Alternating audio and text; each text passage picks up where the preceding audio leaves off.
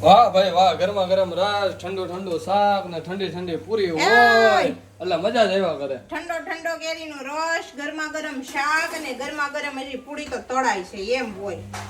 હું ઊંધું બોલ્યો? હા આમ જો પૂરી આગળ તળાય છે, આમાં ઘાણવામાં લઈ લો. લા એ આ તો ફુદાકા મારે છે. તેલ તો આવ્યું ને મોઢા ઉપર, આવ્યું તેલ? એક ઘાણવો પૂરી મોકલાવું મારવાલા? ના ના હવે નહીં. હા અત્યારે ગરમી પડે છે, ના નથી મોકલાતી.